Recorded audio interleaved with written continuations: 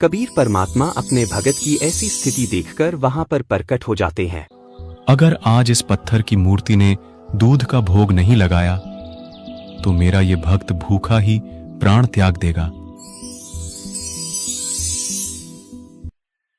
नामदेव जी अपने माता पिता के इकलौते पुत्र थे। नामदेव के माता पिता सुबह सुबह दूध निकालकर लेकर आते थे। सुबह का भोजन करने से पहले वो विट्ठल भगवान को उस दूध से भोग लगाया करते थे। भोग लगाते समय विट्ठल भगवान की मूर्ति के सामने पर्दा लगा देते थे। कुछ समय बाद उस दूध को लेकर अपने बाकी सारे खाने में प्रसाद के रूप में मिला लेते थे। बाद में उस भोजन को ग्रहण करते थे। किसी कारणवश नामदेव के माता पिता को घर से बाहर जाना पड़ा। बेटा नामदेव, हमें कुछ दिनों के लिए घर से बाहर जाना पड़ गया है। आप घर पर ही रहना और विट्ठल भगवान को सुबह दूध का भोग लगा देना। बिना दूध का भोग लगाए आप भोजन नहीं करना। पहले भगवान को दूध का भोग लगा देना, बाद में दूध को सभी भोजन में प्रसाद के रूप में मिलाकर भोजन करना। हाँ माँ, मैं नियमित रूप से विट्ठल भगवान को भोग लगा दिया करूंगा।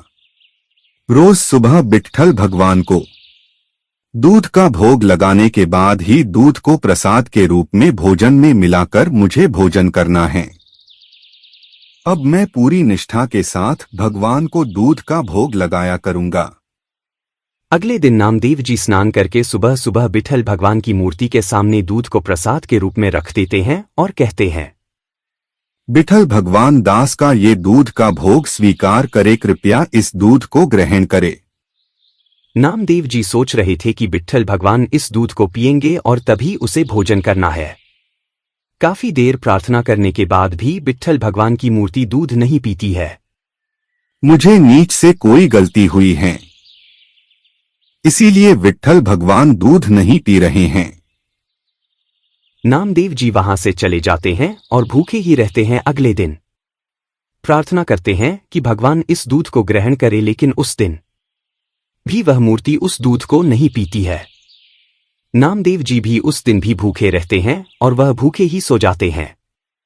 तीसरे दिन नामदेव जी स्नान करके दूध को मूर्ति के सामने रखते हैं और प्रार्थना करने लगते हैं, हे भगवान, कृपया दूध का भोग लगाए। माता ने कहा है कि जब तक आप दूध नहीं पिएंगे तब तक दास को भी कोई भोजन नहीं करना है। भगवान, दास साधना की विधि से परिचित नहीं है। अगर मुझसे कोई गलती हुई है तो मुझे माफ करे, कृपया दूध को पिलो भगवान। कबीर परमात्मा अपने भगत की ऐसी स्थिति देखकर वहां पर प्रकट हो जाते हैं।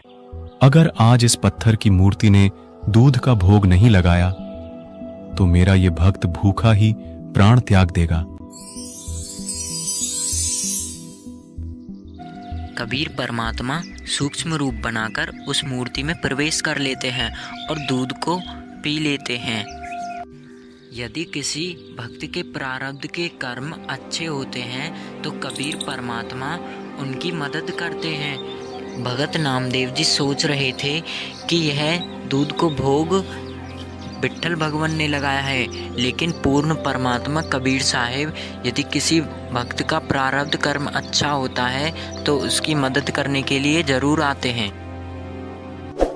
ये 2D एनिमेशन संत रामपाल जी महाराज के सत्संग प्रवचनों का अंश मात्र है।